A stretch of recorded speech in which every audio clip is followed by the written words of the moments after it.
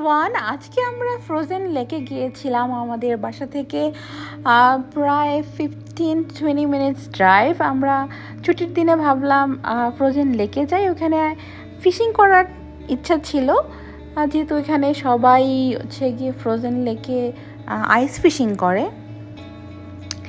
এই তো দেখতে পাচ্ছেন এত সুন্দর লাগছিল, আকাশটা এত ব্লু ছিল এবং কি আর নিচে তো চারদিকে যত চোখ যায় শুধু সাদা আর সাদা চারদিকে। সো দেখতে অনেক ভালো লাগছিল, তো ভাবলাম আপনাদেরকে একটু দেখাই। মন ভরে যায় আসলে, মানে কানাডার যে এতগুলো রূপ হয়, যেমন উইন্টারে টোটালি ডিফারেন্ট একটা রূপ, সামারে টোটালি ডিফারেন্ট একটা লুক। সো মানে বোর হওয়ার কোনো উপায় নাই যে কিছুদিন পর পরে even every day it looks like a new scenery. So আপনাদের অবশ্যই ভালো লাগবে দেখতে। তো দেখতেই পাচ্ছেন রাস্তার দুপাশে হচ্ছে গিয়ে মাঠ ছিল যেখানে হচ্ছে গিয়ে ফসল হয় সামারে, আর উইন্টারে এখন সেটা ঢেকে সাদা হয়ে আছে চারিদিকে।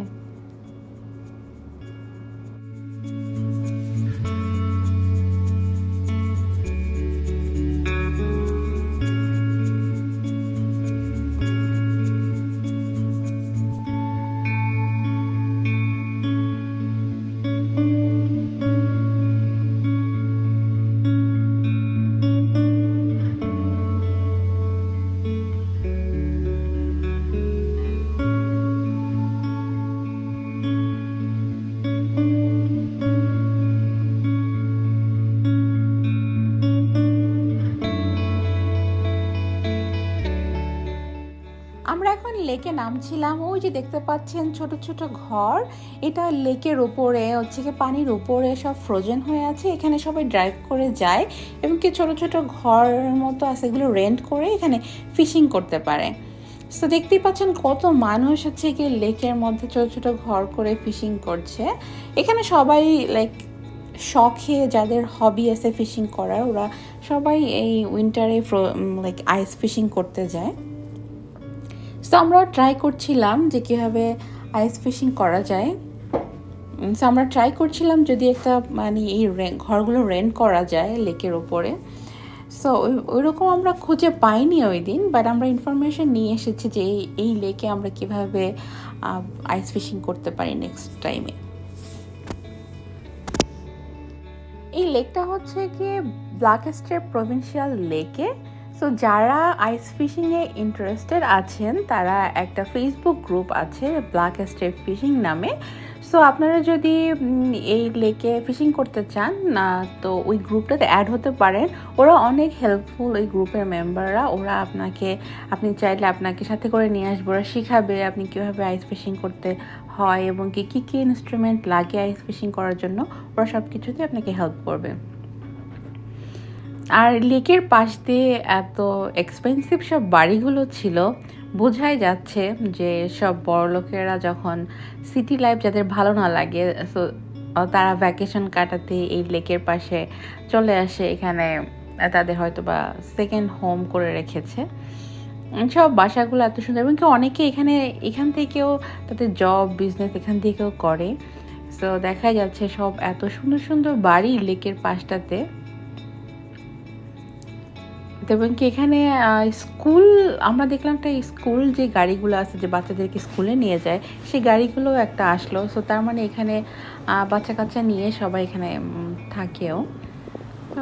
যাই হোক, ভালো লাগছে। যারা হয়তো বা বিজি লাইফ পছন্দ করে না, সিটি লাইফটাকে অ্যাভয়েড করতে চায়, হয়তো বা এরা এখানে বাড়ি করে থাকছে।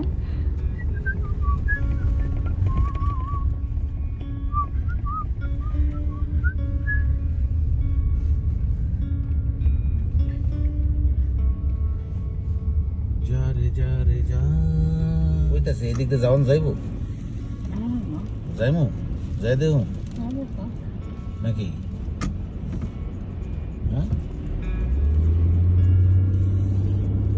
আমরা যখন চলে আসছিলাম হঠাৎ করেই স্নোস্টর্ম শুরু হলো এবং কি এত বাতাস ছিল যে বাইরে দাঁড়িয়ে থাকতে পারছিলাম না। বিকজ মনে হচ্ছিল যে গাড়ি মানে উল্টিয়ে ফেলে দিবে এরকম অবস্থা ছিল, যে এত পরিমাণে বাতাস আমার ব্যাগ ট্যাগ সব উড়িয়ে নিয়ে যাচ্ছিল। তারপর আমরা চলে আসতে যাচ্ছিলাম, তারপরে তো দেখি এত বাতাস আর স্নো স্টর্ম, দেখি লাইক কিছুই দেখা যাচ্ছিল না সামনে, স্নো সব গাড়ির গ্লাসে আসছিল সবটুকুই। কোনটা রাস্তা এবং কি কোনটা হচ্ছে গিয়ে মাঠ বোঝা যাচ্ছিল না। যাই হোক, আমরা তারপরে একটু পরে আসার পরে আমরা হাইওয়েটা পেয়েছি, দেন হাইওয়ে পাওয়ার পরে তারপরে আমরা ভালো মতো চলে আসতে পেরেছি। দেখতেই পাচ্ছেন কি বাতাস। সো আসলে ক্যানাডার ওয়েদারের কথা লাইক ইটস আনপ্রেডিক্টেবল। লাইক আমরা যখন আসছিলাম তখন কত সানি ওয়েদার ছিল, আর মুহূর্তেই দেখা যাচ্ছে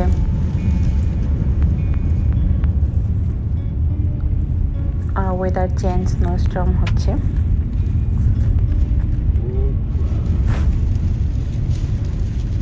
এনিওয়ে, যারা অ্যাডভেঞ্চার লাইক করে তারা আসলেই অনেক এনজয় করবে।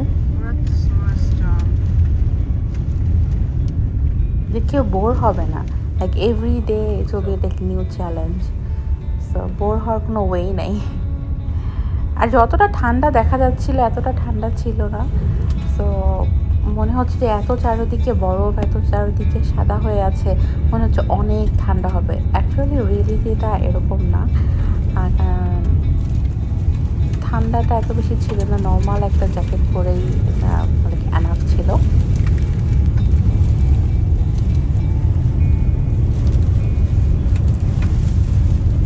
তো বাট এই স্নো স্টর্মটা আসলে একটু ডেঞ্জারাস ছিল, আমরা একটু ভয় পেয়ে গিয়েছিলাম। তারপরে যখন ওই সামনে দেখতে পাচ্ছেন হচ্ছে হাইওয়ে দেখা যাচ্ছে, তো হাইওয়েটা যখন দেখতে পেরেছি তখন ওকে একটু স্বস্তি পেলাম যে না, এখন বাড়ি ফেরা যাবে। এই তো, সবাই ভালো থাকবেন, আল্লাহ হাফেজ।